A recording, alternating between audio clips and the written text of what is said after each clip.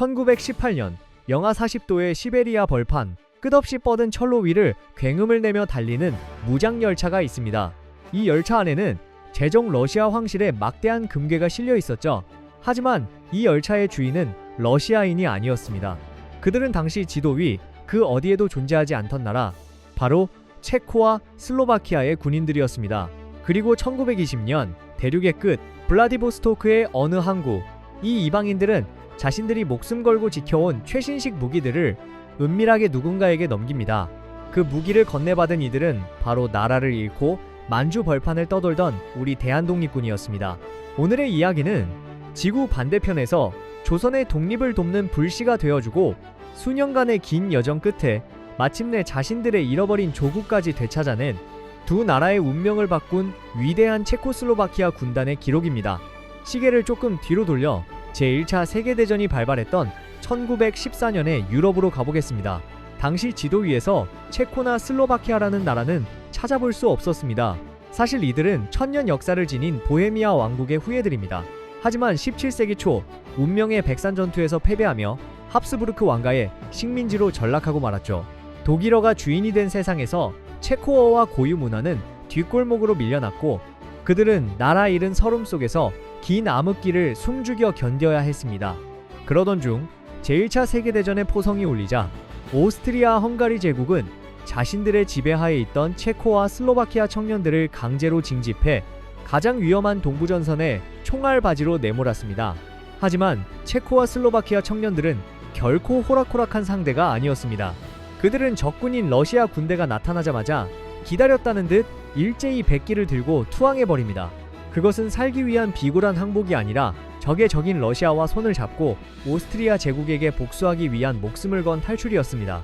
이렇게 흩어져 있던 수만 명의 투항자들을 하나의 강력한 군대로 재탄생시킨 인물이 바로 체코슬로바키아의 건국의 아버지 토마시 가리크 마사리크였습니다.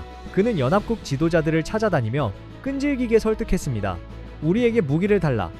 우리는 오스트리아의 노예가 아니라 독립된 체코슬로바키아의 군인으로서 당신들과 함께 싸우겠다 라고 말이죠. 그의 호소는 통했습니다.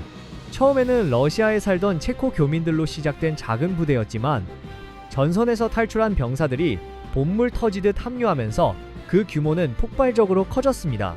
단순한 전쟁 포로들이 독립이라는 하나의 깃발 아래 6만 명의 강력한 정규군인 체코슬로바키아 군단으로 다시 태어난 순간이었습니다. 그들의 목표는 단 하나였습니다. 자신들에게 군복을 입힌 오스트리아와 독일 제국을 무너뜨리고 당당한 승전국의 자격으로 고향에 돌아가서 잃어버린 나라를 되찾는 것이었죠. 하지만 역사는 그들에게 가혹했습니다. 1917년 러시아에서 볼셰비키 혁명이 터지며 모든 게 뒤집힙니다. 레닌이 이끄는 공산당 정부는 독일과 평화협정을 맺고 전쟁에서 발을 빼버리기로 결정합니다. 동부전선에서 더 이상 싸울 상대가 없어져버린 체코 군단은 하루아침에 낙동강 오리알 신세가 되었습니다. 결국 그들은 프랑스로 이동해 연합군과 합류하려 했고 볼셰비키군과도 합의가 된 상태였습니다. 하지만 이들의 합류를 두려워한 독일이 문제였습니다. 이 정예부대가 서부전선에 나타난다는 건 독일에게는 악몽이었죠. 결국 체코 군단을 무장 해제하라는 독일의 압박에 볼셰비키가 약속을 깨고 무력 진압을 시도하자 이들은 즉각 반격하며 역사적인 도박을 감행합니다. 서쪽으로 갈 수 없다면 동쪽으로 간다. 지구 반대편 블라디보스토크까지 가서 배를 타고 태평양을 건너고 미국을 지나 대서양을 횡단해 유럽으로 돌아가겠다는 계획이었습니다.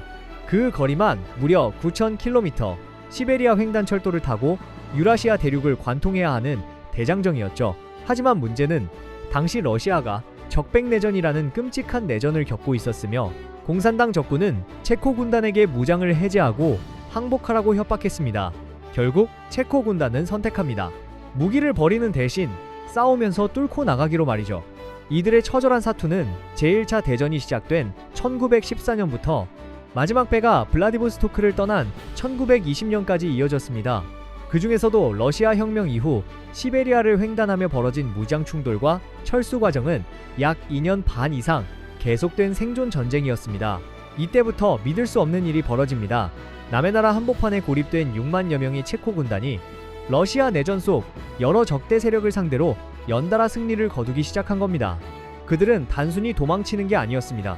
생존을 위해 시베리아 횡단철도의 주요 역들을 하나씩 점령해 나갔습니다. 기차를 요새로 개조해 달리는 장갑 열차를 만들었고 철로 주변의 도시들을 장악하며 물자를 조달했습니다.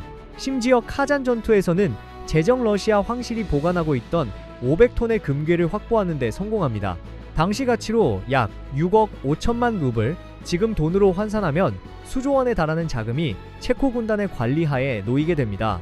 1918년 시베리아는 사실상 러시아가 아닌 체코 군단의 철도망 장악 아래 있었습니다. 나라 없는 군대가 세계에서 가장 넓은 땅의 철도망을 지배하는 아이러니한 상황.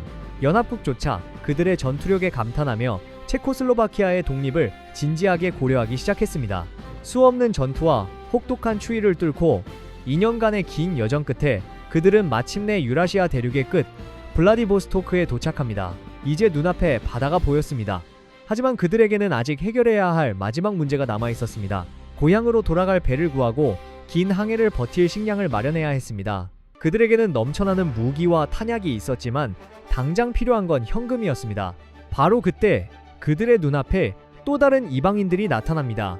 바로 만주와 연해주에서 활동하던 한국의 독립군들이었습니다. 당시 북로군 정서를 이끌던 김좌진 장군과 여러 독립운동 단체들은 다가올 일본군과의 전면전을 대비해 무기 확보에 사활을 걸고 있었습니다. 독립군들은 쌈짓돈을 모으고 동포들이 낸 군자금을 털어 무기를 찾아다녔지만 열강들은 식민지 조선인에게 쉽사리 최신 무기를 팔지 않았습니다. 체코 군단과 한국 독립군 두 집단은 서로를 보자마자 알 수 있었습니다. 나라를 잃고 남의 땅을 떠도는 처지임에도 불구하고 반드시 독립을 쟁취하겠다는 의지. 그들은 말이 통하지 않아도 서로의 눈동자에서 같은 슬픔과 분노를 읽었을 것입니다. 체코 군단은 철수 직전 보유하던 무기를 시세보다 훨씬 저렴한 가격이나 물물 교환 형식으로 독립군에게 넘겼습니다. 이때 확보한 무기는 모신나강 소총 1200여 정과 기관총 6정, 그리고 박격포와 수십만 발의 탄약으로 이 거래가 당시 열세였던 독립군의 화력을 획기적으로 증강시킨 실질적인 계기가 된 것은 분명한 사실입니다. 그렇게 체코 군단이 배를 타고 떠난 며칠 뒤인 1920년 10월 청산리 계곡에서 일본 제국군을 섬멸한 청산리 대첩의 신화가 탄생합니다. 일본군을 벌벌 떨게 했던 독립군의 기관총 소리와 그 묵직한 파열음은 바로 시베리아를 뚫고 온 체코 군단이 건네준 그 무기들이었을 겁니다. 체코 군단의 투쟁은 결코 헛되지 않았습니다. 연합국은 시베리아에서 보여준 그들의 끈질긴 전투력을 인정할 수밖에 없었고 베르사유 조약과 국제회의들을 통해 마침내 체코슬로바키아의 독립을 공식 승인하게 됩니다.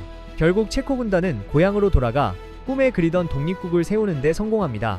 그리고 그들이 건넨 무기는 지구 반대편의 작은 나라가 독립의 희망을 놓지 않게 하는 불씨가 되었습니다.